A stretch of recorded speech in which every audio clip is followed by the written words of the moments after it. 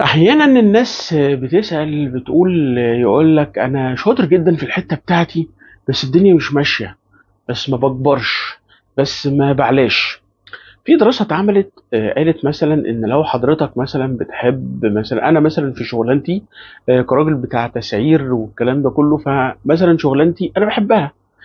بس الشغلانة دي وانت ماشي فيها بخطوات، فيها بروسيس. ايه البروسيس؟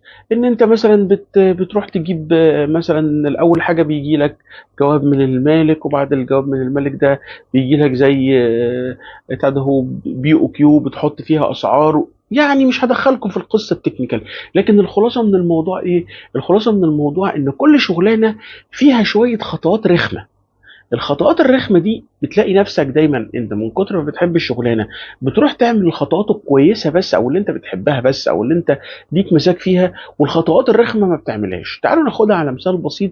لو واحد بيحب الرسم، اكتر حاجة رخمة ان هو يعلق اللوحة ويحطها ويمسكها في المسند اللي هو بيبقى حاطط عليه ويظبط الالوان والقصة دي. لكن هو قاعد بيرسم بيبقى مستمتع، فدايما ممكن يكسل يرسم لوح لمجرد انه مش عايز يعمل الشغلانة الحتة الغلسة دي. فانت لازم تعود نفسك ان في الشغلانه اللي انت بتحبها الحاجات الغلسه من غيرها مش هتوصل للحاجه اللي انت بتحبها. عشان كده الخطوات الغلسه لازم تعملها وتعملها بضمير، لان احيانا الخطوات الغلسه دي هي اصلا اللي بتنجح القصه اللي انت بتحبها. لو عجبك الفيديو اعمل لايك وشير